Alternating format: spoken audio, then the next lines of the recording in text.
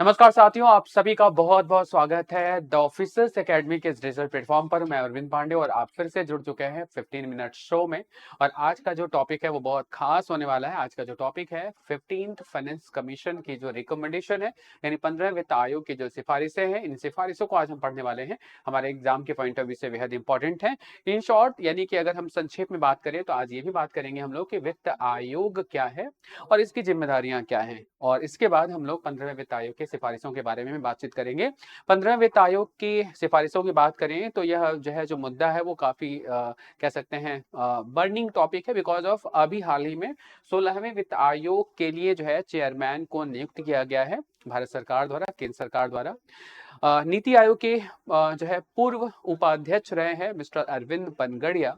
उन्हें ही 16वें वित्त आयोग के चेयरमैन के रूप में गठित किया, 16वें वित्त आयोग के चेयरमैन के रूप में इनको अपॉइंट किया गया है। 15वें वित्त आयोग की क्या क्या सिफारिशें थी, अगर ये हम जान लेंगे तो आने वाले समय में जब वित्त आयोग की अगली सिफारिशें आएंगी तो उनसे हम कंपैरेटिव स्टडी कर पाएंगे, कंपैरेटिव चीजों को जान पाएंगे। बात करें, एक छोटी सी इंफॉर्मेशन आपके साथ शेयर करेंगे। क्लास 6 to 8 अगर आप प्रिपरेशन कर रहे हैं तो आप इसके लिए विजयी बैच के साथ हमारे साथ एनरोल हो सकते हैं। कोर्स के साथ 2 बैच फ्री मिलेगा मात्र 999 में। 999 में आपको ये बैच अवेलेबल मिलेगा और इसके साथ 2 बैचेस फ्री मिलेंगे। एक कवच बैच जिसमें लगभग 5000 प्लस क्वेश्चंस का डिटेल डिस्कशन है, वो यूट्यूब पर नहीं है, आपको पेड बैच की तरह मिलेगा।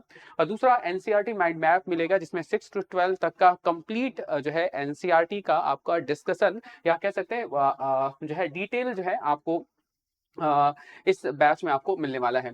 तो 6 to 8 बैच के साथ अगर आप जुड़ना चाहते हैं या विजयी बैच आप पीआरटी बैच के साथ जुड़ना चाहते हैं तो ये दोनों ही बैच में एडमिशन वो चल रहा है और आप जल्द से जल्द आप इस बैच से जुड़ करके और अपनी तैयारी को मजबूत बना सकते हैं। तो आइए शुरू करते हैं आज का सेक्शन। आज की चर्चा के महत्वपूर्ण महत्वपूर्ण बिंदु कौन कौन से हैं, तो सबसे पहले जानने का प्रयास करेंगे वित्त आयोग क्या है, इसकी क्या भूमिका है, इसके फंक्शन क्या है। दूसरा हम लोग समझने का प्रयास करेंगे इसकी सिफारिशें क्या हैं। और अक्सर हम लोग कई बार ऊर्ध्वाधर हिस्सेदारी और क्षैतिज हिस्सेदारी वित्त आयोग की पढ़ते रहते हैं, जिसको हम लोग कई बार हॉरिजेंटल डिवोल्यूशन या कई बार हम लोग क्षैतिज हिस्सेदारी के रूप में हम लोग इसको पढ़ते रहते हैं। तो ये क्या है ऊर्ध्वाधर हिस्सेदारी और क्षैतिज हिस्सेदारी, इसके बारे में आज हम लोग कंप्लीट डिटेल में डिस्कस करेंगे। तो सबसे पहले बात करेंगे वित्त आयोग क्या है। तो इन शॉर्ट में अगर हम बात करें तो वित्त आयोग एक संवैधानिक निकाय है। आप जरूर इसको जब भी आप पॉलिटी पढ़ते होंगे तो ये पढ़ते होंगे। एक कॉन्स्टिट्यूशनल बॉडी है और इसका जो उल्लेख है संविधान के अनुच्छेद आर्टिकल 280 के अंतर्गत किया गया है। और ये जो वित्त आयोग है ये लगभग इसका जो गठन है ये 5 वर्षों के लिए होता है। और इस वित्त आयोग का जो नेतृत्व है वह एक अध्यक्ष करता है, यानी 5 सालों के लिए एक अध्यक्ष का नियुक्त होता है और यह आयोग 5 वर्षों के लिए गठन किया जाता है। 14वें वित्त आयोग की अगर हम बात करें तो 14वें वित्त आयोग का जो नेतृत्व है आरबीआई के पूर्व गवर्नर रह चुके वाई बी रेड्डी साहब ने किया था। और 14वें वित्त आयोग की जो सिफारिशें थी वो 2015 से लेकर 2020 तक के लिए लागू थी, यानी कि 2020 तक लागू थी। और वहीं पर फिर 15वें वित्त आयोग का जब गठन किया गया तो इसकी अध्यक्षता मिस्टर एनके सिंह के द्वारा किया गया और ये भारत के पूर्व राजस्व सचिव रहे हैं। क्लियर बात। और अगर बात करें तो ये रहे आपके वाई बी रेड्डी साहब जो 14वें वित्त आयोग के अध्यक्ष थे। ये रहे आपके मिस्टर एनके सिंह जो 15वें वित्त आयोग के अध्यक्ष रहे हैं। इनका जो रिकमेंडेशन रहा है वो 2020-21 के लिए और प्लस 2021 से 2026 के लिए रहा है। ये 2 डेट में मैं आपसे क्यों बात कर रहा हूँ इसके बारे में डिटेल आपसे अभी आगे हम लोग बातचीत करेंगे।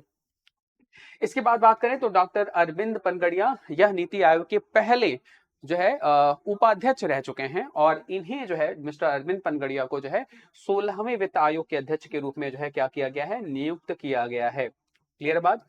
वित्त आयोग का काम क्या होगा, तो कह सकते हैं वित्त आयोग की जो प्रमुख जिम्मेदारी होती है यह सिफारिश करने की होती है कि केंद्र के कुल कर राजस्व में से कितना हिस्सा राज्यों को दिया जाना है। या जो राज्य को केंद्र के कुल कर राजस्व में राज्य को जो हिस्सेदारी दी जाती है वो राज्य की हिस्सेदारी दरअसल राज्य हस्तांतरण कहा जाता है, जो कि अनुदान के रूप में देखा जाता है, जो कि एक अनुदान के रूप में होता है। और इसका रीजन क्यों है, क्यों केंद्र के कुल कर राजस्व में से राज्यों को इतनी बड़ी हिस्सेदारी क्यों दी जाती है।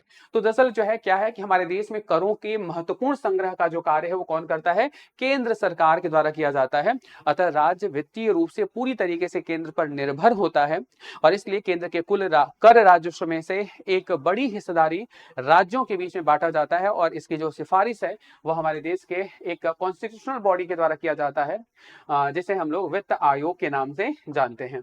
क्लियर बात। अब हम बात करेंगे 15वें वित्त आयोग की अनुशंसाएं क्या रही हैं, यानी कि 15वें वित्त आयोग ने क्या सिफारिशें की और गवर्नमेंट के यानी भारत सरकार या केंद्र सरकार के कुल कर राजस्व में से कितना हिस्सा राज्यों को अगले 2026 तक जो है वह डिवाइड किया जाएगा यानी डिस्ट्रीब्यूट किया जाएगा।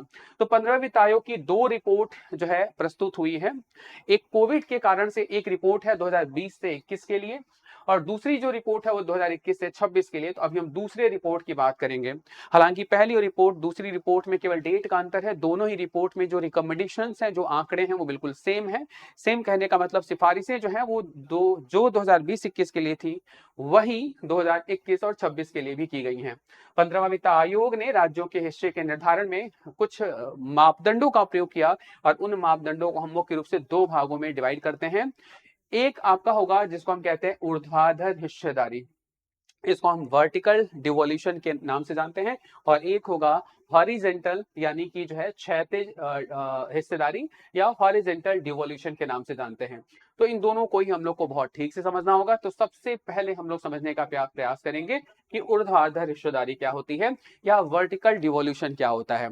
क्लियर बात। तो वर्टिकल डिवोल्यूशन क्या है, पहले हम इसे ही समझने का प्रयास करते हैं। देखिए सिर्फ बहुत सिंपल मायने में अगर देखिए, बहुत सिंपल शब्दों में अगर देखा जाए तो वर्टिकल डिवोल्यूशन का सीधा मतलब होता है कि केंद्र और राज्य के बीच में जो करों की हिस्सेदारी लगेगी, केंद्र के कुल कर राजस्व में कितना % राज्यों के बीच में वितरित होना है, उस डिवोल्यूशन को दरअसल क्या कहा जाता है, ऊर्ध्वाधर हिस्सेदारी कहा जाता है। उस डिवोल्यूशन को दरअसल क्या कहा जाता है, ऊर्ध्वाधर डिवोल्यूशन के नाम से जाना जाता है। जैसे मान लीजिए अगर केंद्र सरकार का कुल कर राजस्व जो है वो है 100 रुपए है, तो 100 रुपए में से जितने रुपए को जो है राज्यों के बीच में जो है डिवाइड किया जाना है, यह डिवोल्यूशन को ही हम लोग दरअसल क्या कहते हैं, ऊर्ध्वाधर हिस्सेदारी कहते हैं, या इसे ही हम लोग वर्टिकल डिवोल्यूशन के नाम से जानते हैं। क्लियर बात। तो वह हिस्सेदारी कितनी है, आइए जानने का प्रयास करते हैं। केंद्र के कुल कर प्राप्ति में से राज्यों की जो हिस्सेदारी है वह 42% से घट करके, है ना, 2020-21 और 21-26 के लिए 41% की जाए, ऐसी सिफारिशें हैं और इन सिफारिशों को गवर्नमेंट ने जो है अडॉप्ट भी किया है। अब एक बात ध्यान दीजिएगा, दरअसल जब हम बात करेंगे 14वें वित्त आयोग की बात करेंगे, तो 14वें वित्त आयोग में जो वर्टिकल डिवोल्यूशन था वह 42% था। कितना था, 42% था। क्लियर बात। लेकिन अभी क्या कहा जा रहा है कि 42% से घटाकर कितना किया जाए, 41% किया जाए। याद रखिएगा टेक्निकली जो है 14वें वित्त आयोग में और 15वें वित्त आयोग में दोनों में ही जो है जो वर्टिकल डिवोल्यूशन है यानी जो ऊर्ध्वाधर हिस्सेदारी है वो 42% ही है, याद रखिएगा। क्लियर बात। अब यहां पर क्या किया गया है, 42% में जो है इसको 2 भाग किया गया है।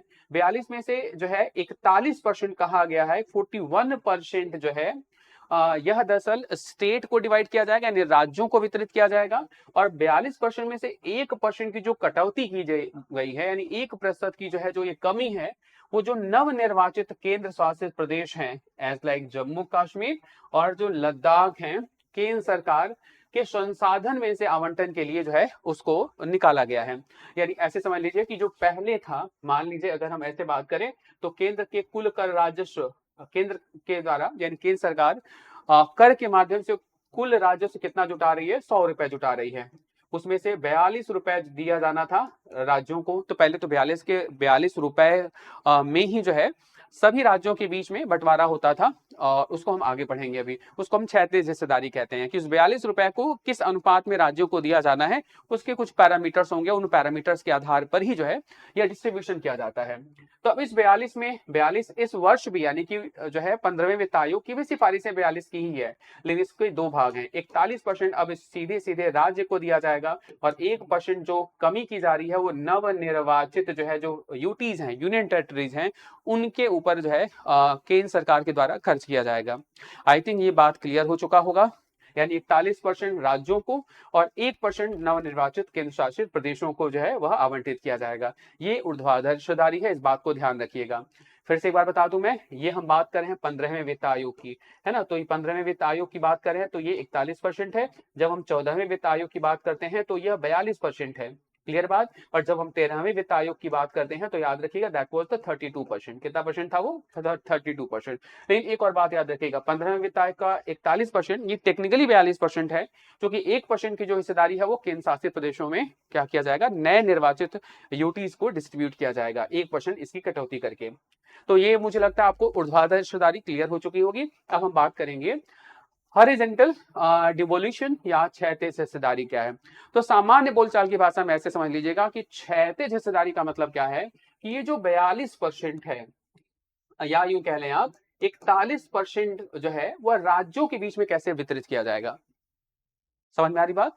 यानी कि एक बात तो क्लियर हो गया, केंद्र का कुल कर राजस्व में से 41% राज्यों के बीच में डिस्ट्रीब्यूट किया जाना है।